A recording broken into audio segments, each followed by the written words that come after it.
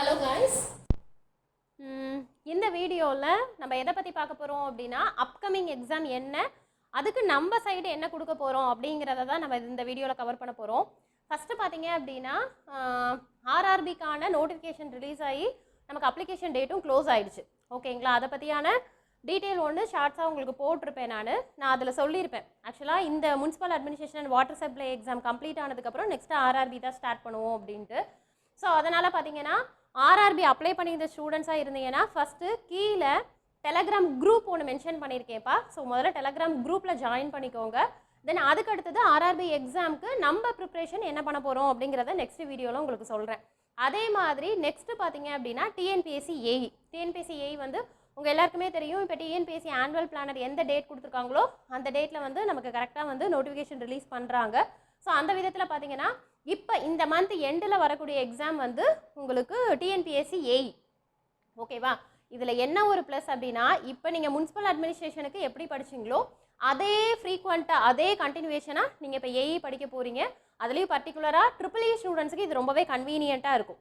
ஓகேங்களா, but ECE வந்து என்ன அப்படின்னா நம்ம பவர் சிஸ்டம் மிஷின்ஸ் இதெல்லாம் படிச்சிருப்போம். பட் ஆனால் இந்த நம்ம ஏஇயை பொறுத்த வரைக்கும் நம்மளோட சிலபஸ் மட்டும் கவர் பண்ணால் போதும். ஆல்ரெடி ஒரு 5 சப்ஜெக்ட்ஸ் கிட்ட முடிச்சிருப்பீங்க. அதை தவிர்த்து extra digital image processing, DSP, then networks, so இந்த பேப்பர்ஸ் மட்டும் நீங்கள் அடிஷ்னலாக படிக்கிற மாதிரி இருக்கும். ஓகேங்களா, ஸோ அதனால் நான் என்ன சொல்ல வரேன்னா, நீ ஆர்ஆர்பிக்கு அப்ளை பண்ணியிருக்கிற அப்படின்னா ஃபஸ்ட்டு என்ன பண்ணுங்கன்னா ஆர்ஆர்பிக்கு இந்த மந்த்லேருந்தே ப்ரிப்ரேஷன் ஸ்டார்ட் பண்ணிடுங்க.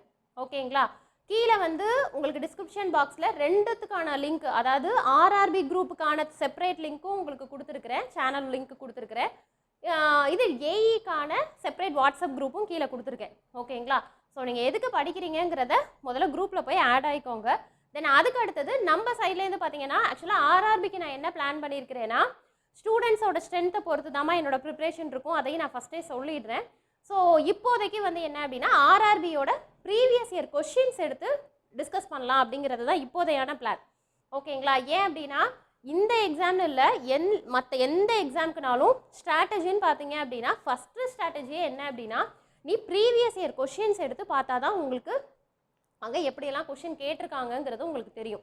ஓகேங்களா, ஸோ அதனால் நாளையிலேருந்தே நான் என்ன பிளான் பண்ணியிருக்கேன்னா ஆர்ஆர்பி ஸ்டார்ட் பண்ணிடலாம். அதாவது ஃபஸ்ட்டு வந்து என்ன சிலபஸ் என்ன இருக்குது, தென் அதுக்கப்புறம் அதில் இருக்கக்கூடிய டாபிக் வைஸான ப்ரீவியஸ் இயர் கொஷின்ஸு. ஓகேங்களா, அது வந்து உங்களுக்கு ரொம்பவே ஹெல்ப்ஃபுல்லாக இருக்கும். ஃபார் எக்ஸாம்பிள் இப்போ டிஜிட்டல் எலக்ட்ரானிக்ஸ்னால் நம்ம ஆர்டர் வைஸ் படிச்சிருப்போம்ல, எப்படி படிச்சிருப்போம், number system, logic gates, Boolean algebra. So அப்படின்னா நம்பர் சிஸ்டமில் ஆர்ஆர்பியில் இது வரைக்கும் என்னென்ன கொஷின்ஸ் கேட்டிருக்காங்க, ஸோ அதை எடுத்து உங்களுக்கு நான் எக்ஸ்பிளைன் பண்ணலான்னு இருக்கிறேன். ஓகேவா, ஸோ அப்போ நீங்கள் பண்ண வேண்டியது என்ன அப்படின்னா அப்ளை பண்ணியிருக்கீங்க, ஆர்ஆர்பிக்கு ப்ரிப்பேர் பண்ணிட்டு இருக்கிறீங்க அப்படிங்கிற ஸ்டூடெண்ட்ஸ் வந்து ஃபஸ்ட்டு குரூப்பில் ஆட் ஆகிக்கோங்க, டெலகிராம் குரூப்பில் ஆட் ஆகிக்கோங்க. ஓகே, இல்லை மேம் நான் ஆர்ஆர்பிலாம் அப்ளை பண்ணல, நெக்ஸ்ட்டு டார்கெட்டு ஏஇ தான் அப்படின்னு சொன்னீங்கன்னா ஆக்சுவலாக ஏஇ நோட்டிஃபிகேஷன் எனக்கு நோட்டிஃபிகேஷன் எப்போ வருதோ அதுக்கப்புறம் தான் நான் ப்ரிப்ரேஷன் ஸ்டார்ட் பண்ணுவேன். ஓகேங்களா, ஸோ அது வரைக்கும் நீங்கள் வந்து எப்படின்னா ஜிஎஸ் வந்து இன்கம்ப்ளீட்டாக வச்சுருக்கலாம், இல்லை சில சப்ஜெக்ட்ஸே இன்கம்ப்ளீட்டாக வைக்கலாம், சில சப்ஜெக்ட்ஸே டச் பண்ணாமல் இருக்கலாம். அந்த சப்ஜெக்ட்ஸ் எல்லாமே இந்த மந்த் படிக்கிற மாதிரி பாருங்கள். இந்த மந்த் எண்டு இல்லைனா நெக்ஸ்ட் மந்த்துக்குள்ளெல்லாம் உங்களுக்கு ஏஇ நோட்டிஃபிகேஷன் வந்துடும். ஸோ அதுலேருந்து 3 months தான்ப்பா உங்களுக்கு டைம் கொடுப்பாங்க. ஸோ அந்த டைம்லாம் பத்தாது. ஓகேங்களா, ஆல்ரெடி முனிசிபல் அட்மினிஸ்ட்ரேஷனுக்கு ப்ரிப்பேர் பண்ணியிருப்பீங்க. ஸோ அதோட கண்டினியூவேஷனாக ஏஇ படிக்க போகிறீங்க. ஓகே, ஸோ ஆர்ஆர்பிக்கு இதுக்கும் பெரிய டிஃப்ரென்ஸ் இல்லை. மேஜர் இசிஇ சப்ஜெக்ட்ஸ் நம்ம எல்லாத்துக்குமே படித்து தான் ஆகணும். ஓகேவா, நான் இதை எதுக்கு சொல்ல வரேன்னா இந்த எக்ஸாம் முடிஞ்சிடுச்சு, அதுக்கப்புறம் என்ன நோட்டிஃபிகேஷன் வருதோ அப்புறம் நம்ம ரிலாக்ஸாக படிச்சுக்கலாம் அப்படிங்கிற ஸ்டூடெண்ட்ஸுக்கு தான் இந்த மெயின் வீடியோவே.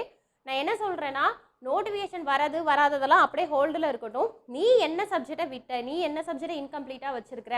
இப்போ பார்த்தீங்கன்னா ஜிஎஸ் வந்து இப்போ தான் இந்த எக்ஸாமுக்காக ப்ரிப்பேர் பண்ணியிருப்பாங்க கொஞ்சம் பேர். ஸோ அவங்க வந்து என்னென்னா மேம் இப்போ ப்ரிப்பேர் பண்ணியே ஸ்கோர் ஓரளவு வந்திருக்கு அப்படின்னு சொல்லியிருக்கீங்க. ஸோ அந்த ஸ்கோரை எப்படி பூஸ்டப் பண்ணுறது, அது ஜிஎஸ்ஸை எங்கே வந்து எப்படியெல்லாம் கம்ப்ளீட் பண்ணுறது அப்படிங்கிறதெல்லாம் இந்த மந்த் பாருங்கள். ஓகேங்களா, ஸோ என்னோட அட்வைஸு ஒரு நாள் கூட படிக்காமல் விட்டுறாதீங்க. நீ எந்த ஸ்ட்ராட்டஜியில் இதுக்கு முன்னாடி படிச்சியோ, லாஸ்ட்டு 3 months படிச்சிருப்பீங்கல்ல எக்ஸாமுக்கு, அதே மாதிரி அதே ஸ்பீடில் போனால் தான் அடுத்து ஏஇ வந்து நம்ம ஃபோக்கஸ் பண்ண முடியும். ஓகேவா, இப்போ வரைக்கும் என்ன அப்படின்னா அந்த ஸ்கோர் டீட்டெயில்ஸ் கேட்டுக்கிட்டே இருக்கிறீங்க. ஸோ அவங்க வந்து அஃபிஷியலாக ஆன்சர் கீ ரிலீஸ் பண்ணும்போது உங்களோட ஸ்கோர் கம்பேர் பண்ணி பார்த்து வச்சுக்கோங்க. தென் அதுக்கு அடுத்தது என்னென்ன அப்டேட் இருக்கோ உங்களுக்கு நான் முனிசிபல் அட்மினிஸ்ட்ரேஷனுக்கு உங்களுக்கு சொல்கிறேன். ஓகேங்களா, ஸோ அந்த எக்ஸாம் நல்லா எழுதினாலும் சரி எழுதினாலும் சரி ஆனால் அது முடிஞ்சிருச்சு. ஓகேங்களா? நீங்கள் அடுத்து என்னென்னா ஃப்யூச்சர் என்ன, அடுத்த எக்ஸாம் என்ன, அடுத்ததுக்கு எப்படி கிளியர் பண்ணுறது, அடுத்ததுக்கு எப்படி படிக்கிறது, ஸோ அதை வந்து யோசிச்சு வச்சுக்கோங்க. இதில் வந்து நீங்கள் என்ன தப்பு பண்ணியிருக்கீங்கிறத தெரிஞ்சுக்கோங்க. ஸோ அதனால் நான் மெயினாக சொல்கிறதே என்னென்னா, ஜஸ்ட்டு மார்க்கை மட்டும் பார்க்காத, எந்த இடத்துல தப்பு பண்ணியிருக்கிற அப்படிங்கிறத தெரிஞ்சுக்கிட்டா தான் அடுத்த எக்ஸாமில் அதை நம்ம ரீகரெக்ட் பண்ணும்போது கண்டிப்பாக இதை தாண்டி உனக்கு மார்க்கு கூட வரும். ஓகேவா? இது யாருக்காக சொல்கிறேன்னா, இப்போ அந்த முனிசிபல் அட்மினிஸ்ட்ரேஷனில் நிறைய பேர், அதுவும் எம்இ கம்ப்ளீட் பண்ணவங்க, இப்போ தான் மேம் நான் ஸ்டார்ட் பண்ணியிருக்கேன், உங்களோட வீடியோஸ் பார்த்து தான் நான் ஸ்டார்ட் பண்ணியிருக்கிறேன் அப்படின்னு சொல்லி நிறைய பேர் படிக்க ஸ்டார்ட் பண்ணிங்க. ஓகேங்களா? பட் அவங்களோட ரெஸ்பாண்ட் எப்படி இருந்துச்சுன்னா ரொம்பவே பெட்டராக இருந்துச்சு. மேம் நாங்கள் இதை இப்போ தான் ஃபஸ்ட் டைம் எழுதுகிறோம், பரவாயில்ல, ஸ்கோர் வந்து எங்களுக்கு என்ன அப்படின்னா ஒரு 100 கொஷின்ஸ் கிட்ட கரெக்டாக இருந்தது அப்படிங்கிற மாதிரி சொல்லியிருந்தீங்க. பட் ஆனால் எல்லாருமே சொன்ன விஷயம் என்னென்னா, ஜிஎஸ் எங்களால் 70 கொஷின்ஸுக்கு மேலே எங்களால் ஆன்சர் பண்ண முடியும், ஏன்னா கரண்ட் அஃபேர்ஸ் அதிகம் கேட்டிருந்ததா சொல்லியிருந்தீங்க. ஓகேவா? ஸோ அப்போ நீங்கள் என்ன பண்ணணும், கரண்ட் அஃபேர்ஸ் படிக்கணும். ஸோ கரண்ட் அஃபேர்ஸ்னால் பெருசாலாம் ஒன்றும் இல்லைம்மா, உங்களுக்கு எப்போ எக்ஸாமோ அதுலேருந்து ஒரு minimum 3 months, maximum 6 month. So இதில் தான் உங்களுக்கு கரண்ட் அஃபேர்ஸ் எல்லாமே கேட்பாங்க.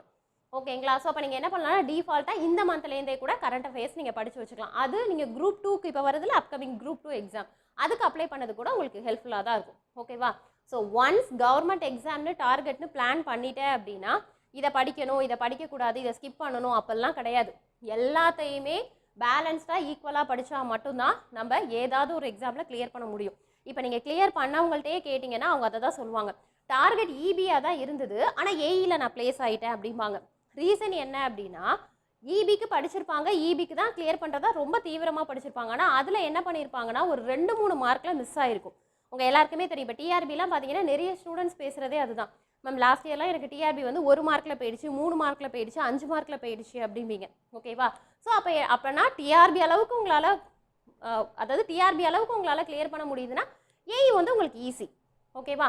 இன்னொரு விஷயமா, உங்களுக்கு இப்போ இந்த முனிசிபல் அட்மினிஸ்ட்ரேஷன் இருக்குது தெரியுமா, அது வந்து அண்ணா யூனிவர்சிட்டி கொஷின்ஸுங்கிறதுனால தான் கொஷின்ஸ் வந்து கொஞ்சம், அதாவது எப்படின்னா ரொம்பவே ஸ்டாண்டர்டாக இருந்தது. ஓகேங்களா?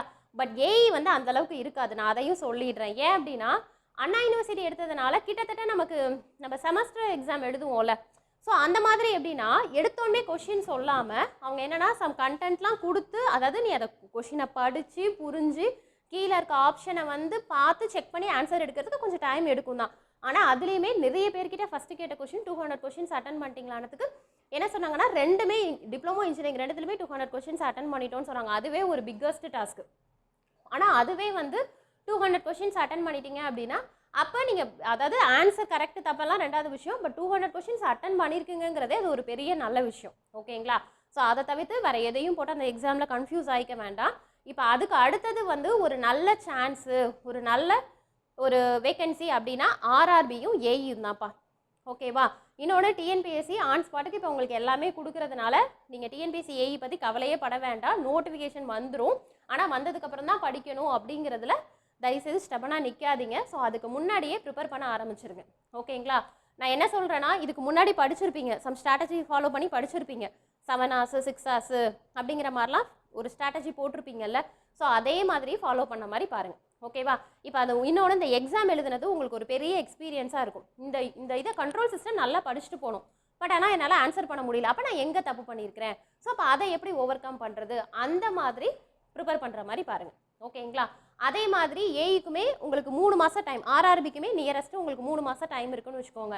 அப்போ என்னென்னா இந்த 2 months மட்டும்தான் மறுபடியும் படிக்கிற மாதிரி இருக்கணும்.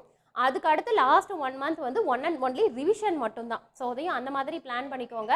ஓகே? ஸோ அதனால் கீழே ரெண்டுத்துக்குமே செப்பரேட் குரூப் வச்சுருக்கிறேன், ஏஇக்கும் செப்பரேட் குரூப் வச்சுருக்கிறேன், ஆர்ஆர்பிக்கும் வச்சுருக்கிறேன்.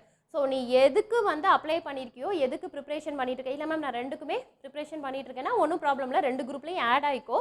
நான் என்ன வீடியோஸ் வந்து கரஸ்பாண்டிங் ஆர்ஆர்பி ஏஇக்கு போடணும் அதை வந்து உங்களுக்கு குரூப்பில் ஷேர் பண்ணிடுவேன். ஓகே? இன்னொரு விஷயமா, போன டைம் வந்து என்ன அப்படின்னா நம்ம ஜென்ரலாக வந்து உங்களுக்கு வந்து என்னென்னா கைடன்ஸ் இருந்தது. ஓகேங்களா? ஓவராலாக கைடன்ஸ் இருந்தது. பட் இந்த டைம் நான் அந்த மாதிரி பிளான் பண்ணல. ஒரு 10 மெம்பர்ஸ்னாலும் பெஸ்ட்டு ஸ்டூடெண்ட்ஸாக எடுத்து அவங்களுக்கு செல்ஃப் கைடன்ஸ் கொடுக்கலாம் அப்படிங்கிற மாதிரி பிளான் பண்ணியிருக்கேன். ஸோ அந்த 10 ஸ்டூடெண்ட்ஸுங்கிறது நான் சூஸ் பண்ணுவேன். ஓகேங்களா? ஸோ நீங்கள் டிஃபால்ட்டாக குரூப்பில் ஜாயின் பண்ணிக்கோங்க. அதில் யார், ஏன்னா இதுக்கப்புறம் எல்லாமே ப்ராக்டிஸ் செக்ஷன் தான், நல்ல மைண்டில் வச்சுக்கோங்க.